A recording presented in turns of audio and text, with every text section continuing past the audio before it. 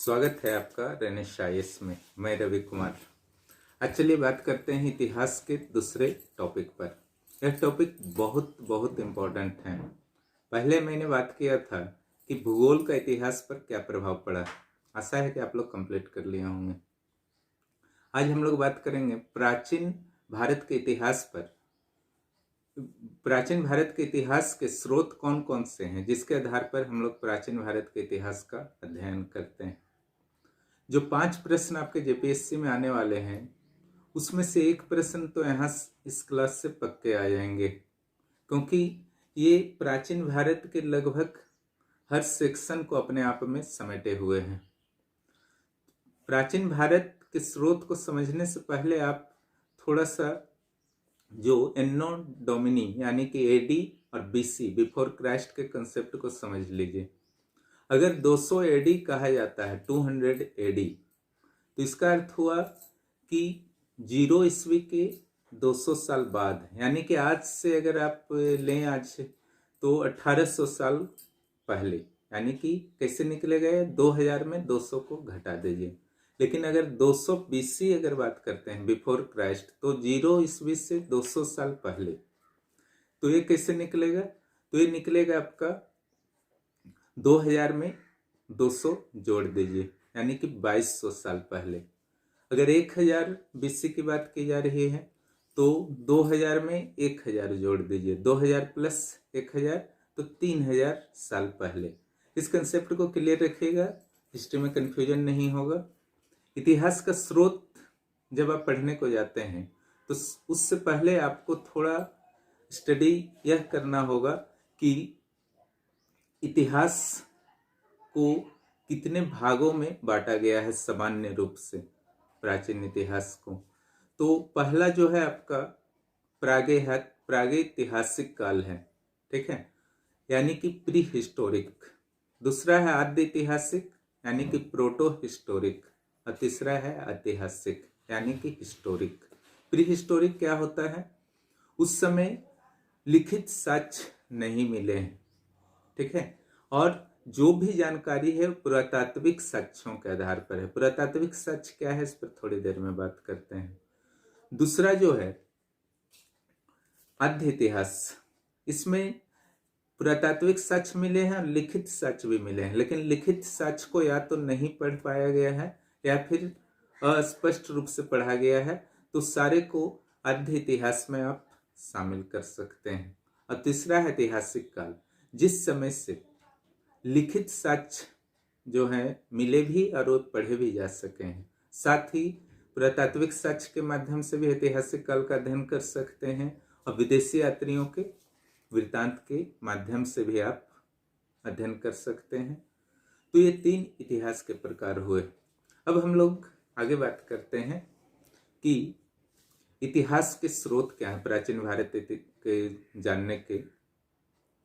तो यहाँ पर जो है आपको ये ध्यान रखना होगा कि ये जो टॉपिक है आपके जेपीएससी मुख्य परीक्षा, आईएएस मुख्य परीक्षा के साथ साथ आईएएस प्रारंभिक परीक्षा, जेपीएससी प्रारंभिक परीक्षा, जेसीसी, सीजीएल, हर जगह के लिए टॉपिक जो है काफी इंपॉर्टेंट है, ठीक है। इसको विशेष केयर कीजिएगा, ये चैप्टर जो है बहुत ही इंपॉर्टेंट है। स्रोत की अगर बात की जाए तो पहले हम लोग स्रोत के प्रकार पर बात कर लेते हैं। स्रोत जो है आपके कुल 3 प्रकार के हैं। ध्यान दीजिएगा, एक एक लाइन सुनिए, नोट्स आपको दे दिए जाएंगे वीडियो के अंत में। स्रोत जो होते हैं 3 प्रकार के होते हैं। पहले प्रकार के जो स्रोत होंगे वो पुरातात्विक स्रोत होंगे, दूसरे जो स्रोत होंगे वो साहित्यिक स्रोत होंगे, और तीसरे स्रोत जो होंगे विदेशी यात्रियों के वृत्तांत अथवा लेखन कार्य जो होंगे, ठीक है। इन तीनों स्रोतों पर एक एक करके हम लोग अध्ययन करेंगे। पहले स्रोत पुरातात्विक स्रोत पर बात करते हैं। पुरातात्विक स्रोत के अंतर्गत जो है पहला जो आपका आता है अभिलेख, ठीक है। अभिलेख के बाद आते हैं सिक्के, सिक्के के बाद स्मारक और भवन, ठीक है। उसके बाद मूर्ति, चित्रकला, और उसके बाद अंत में आप बोल सकते हैं अवशेष, जो अन्य जितने भी बचे खुचे चीज हैं वो आ जाएंगे। इसके लिए मैंने एक सूत्र बना दिया है, आशीष मचाया पूरा धूम, ठीक है। धूम जो है आपका साइलेंट रहेगा, और पूरा फॉर हो जाएगा पूरा तात्विक, यानी कि पूरा तात्विक स्रोत है। और जो मेन पॉइंट है वो आशीष मचाया में है, ठीक है। आशीष, आज से आपका हो जाएगा अभिलेख, ठीक है। सी से हो जाएगा सिक्का, फिर आशीष में स से जो आपका हो जाएगा वो स्मारक और भवन हो जाएगा, और उसके बाद मचाया में हो जाएगा म से हो जाएगा मूर्तिकला, च से चित्रकला, ठीक है।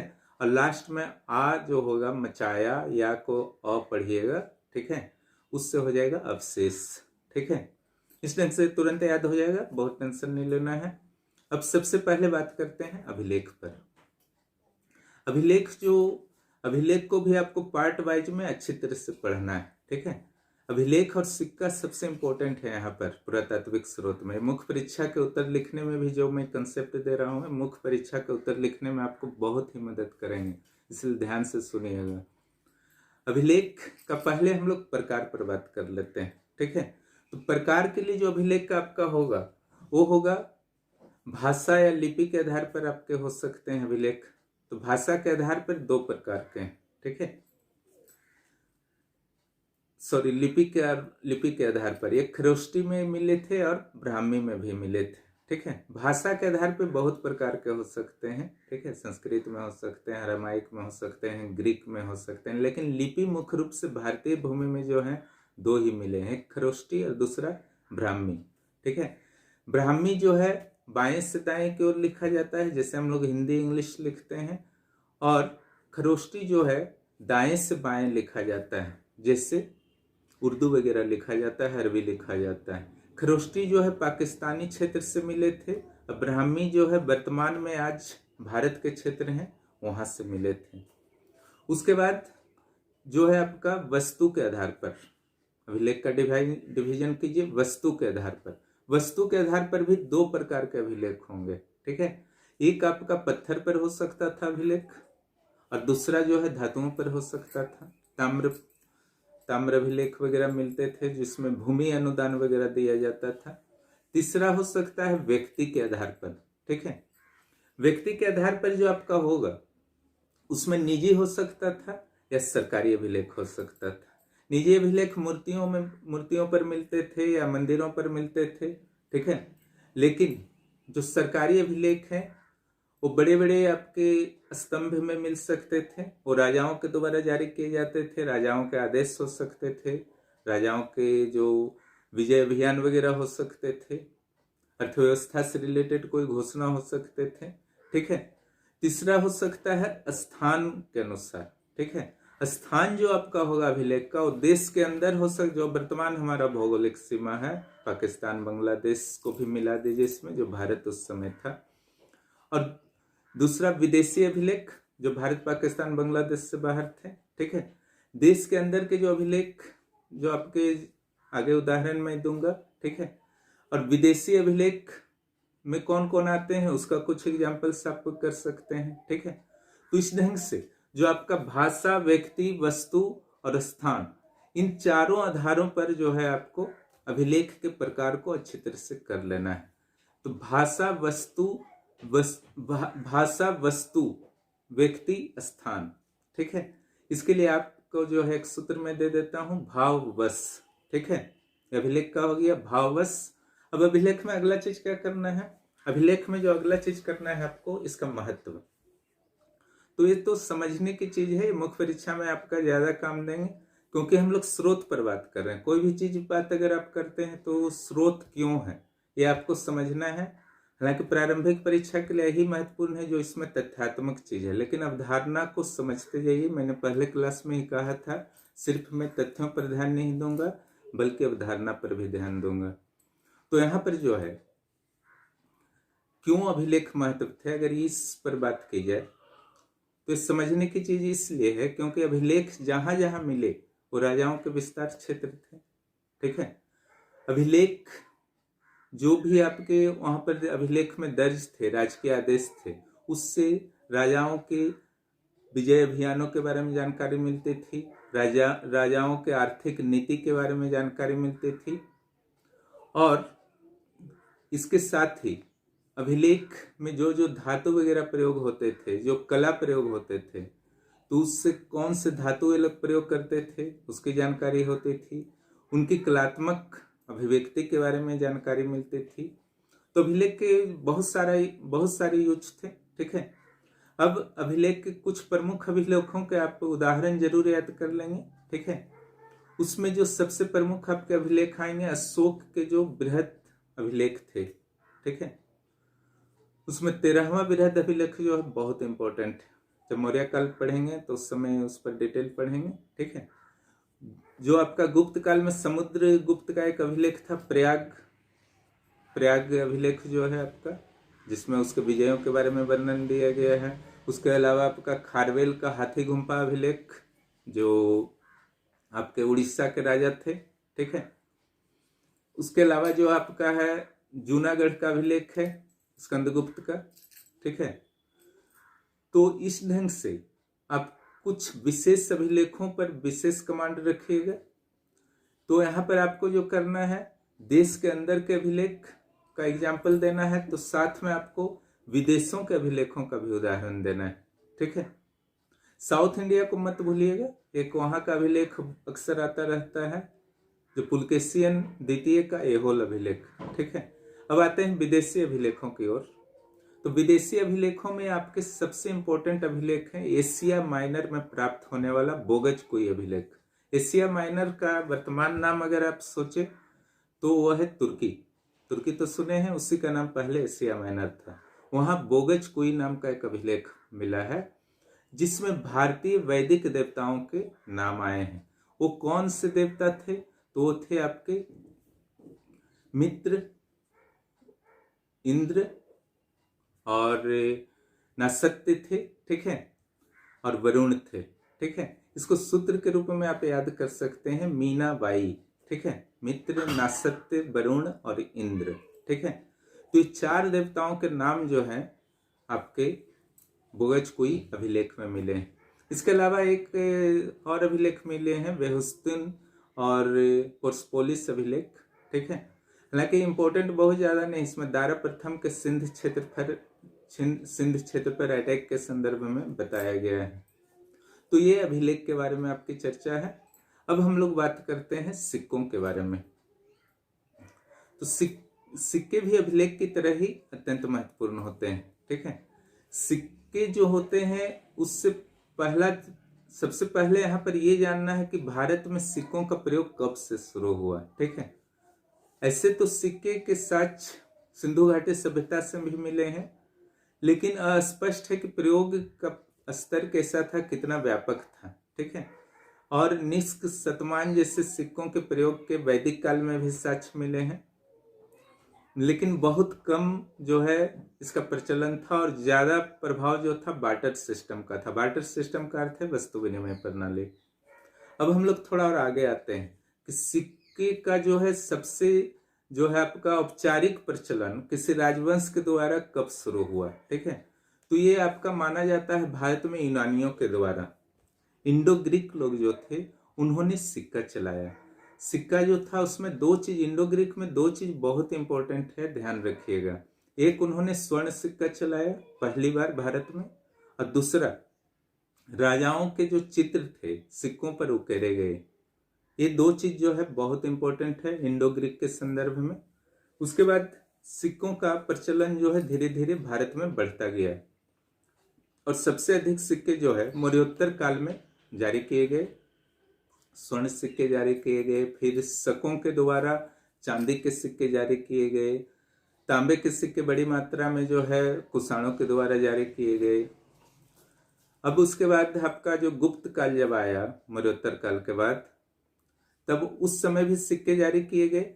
हालांकि उनकी आर्थिक स्थिति थोड़ी सी खराब होनी शुरू हो गई थी एक बड़े साम्राज्य के रूप में, उस सिक्कों से पता चलता है। तो सिक्कों का जो ये विकास आप अध्ययन कर लिए तो कई बार ये देखा गया है कि कई इतिहासकारों ने सिक्कों के माध्यम से ही कई राजवंशों का इतिहास से लिख दिया है। इसमें जो है गुप्त काल में 2 गणतंत्र का उदाहरण आप दे सकते हैं, योधेय और मालव। ठीक है, ये 2 ऐसे गणतंत्र थे जिनका इतिहास से सिक्कों के आधार पर लिखा गया है। यही एक पुरातात्विक स्रोत है सिक्का उनके इतिहास लिखने में। तो आप इससे समझ सकते हैं कि कितना महत्व है सिक्के का।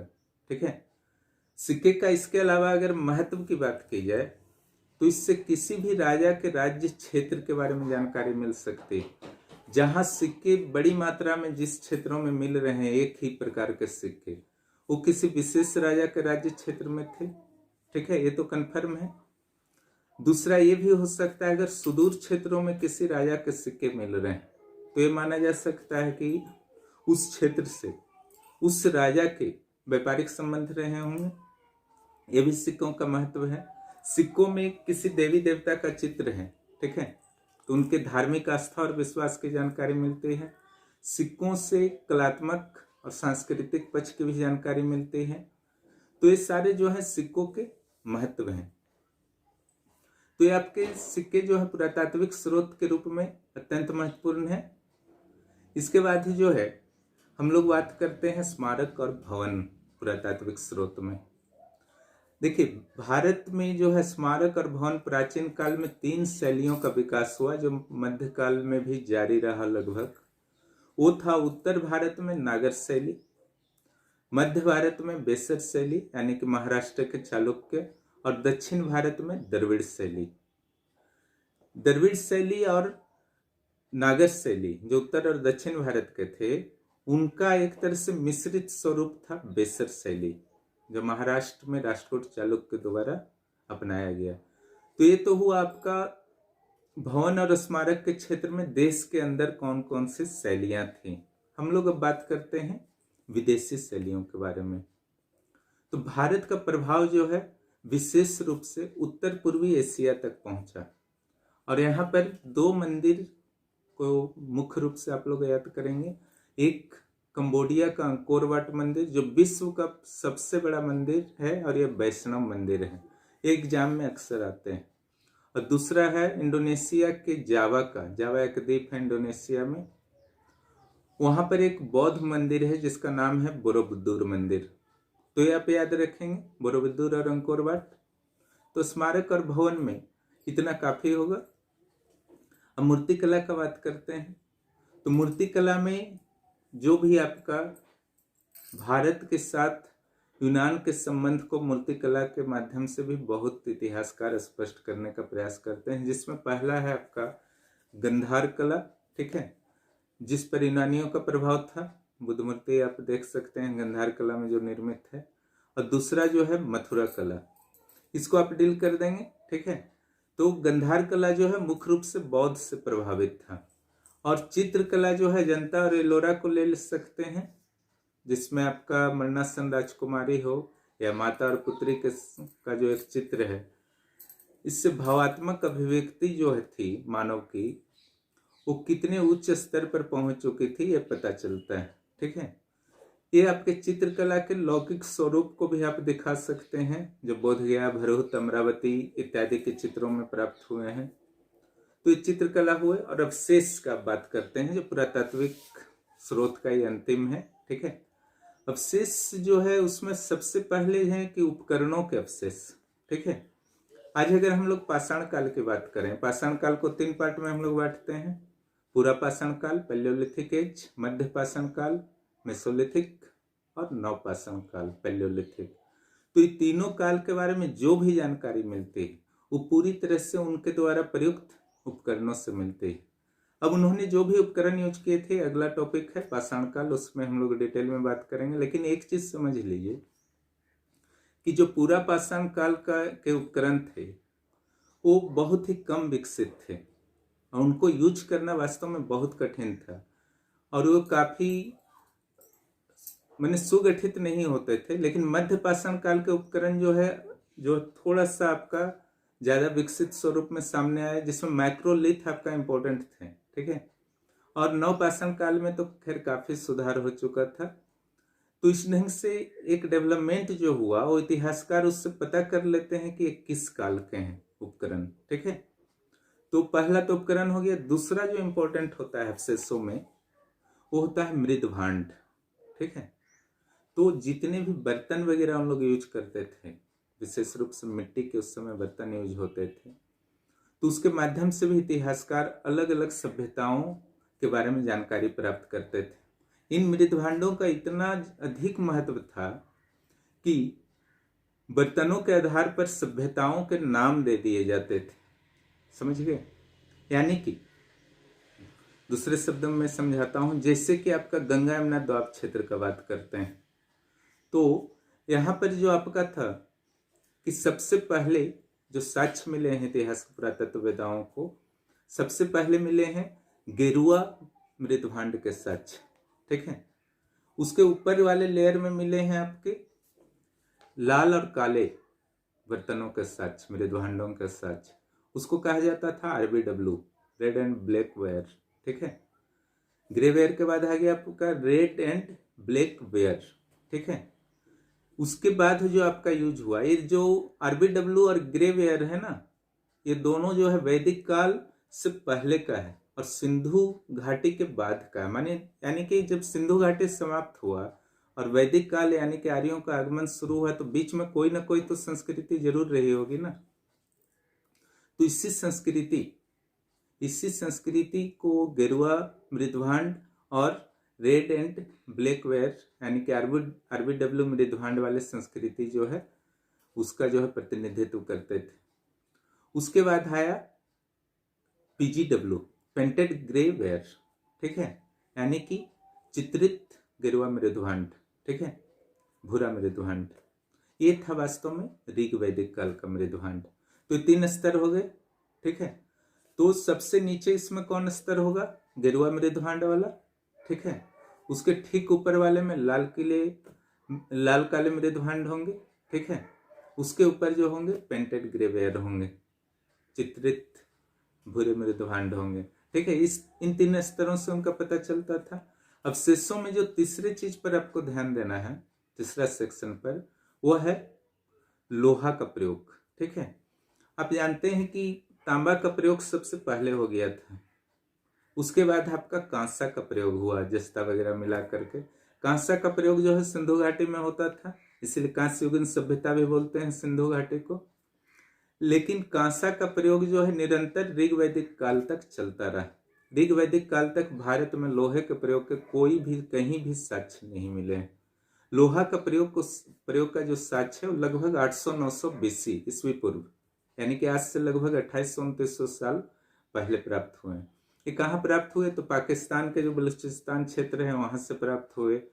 उसके अलावा मध्य भारत में जो मालवा सेक्शन है, यानी कि मध्य प्रदेश में बरार सेक्शन है, वहां से प्राप्त हुए। उसके बाद दक्षिण भारत से कुछ क्षेत्रों में प्राप्त हुए हैं। तो एक तरह से वहां पर जो है लोहा की अत्यधिक मात्रा पाई गई। ठीक है, तो जंगल काटने में ये जो आपका लोहा का जो प्रयोग जब मानव के द्वारा किया जाने लगा, तो जंगल को काटना जो है बहुत सरल हो गया। इसने इतिहास के संस्कृति को, सभ्यता को पूरी तरह से परिवर्तन करके रख दिया। ठीक है, ये था आपका पुरातात्विक स्रोत। अगले क्लास में हम लोग बात करेंगे साहित्यिक स्रोत और विदेशी यात्रियों के वृत्तांत के बारे में। इसको आप लोग अच्छी तरह से कीजिए। अगले क्लास के साथ ही आपका जो है नोट्स को इंक्लूड कर दिया जाएगा। इस क्लास में नोट्स को इंक्लूड नहीं किया जाएगा। धन्यवाद।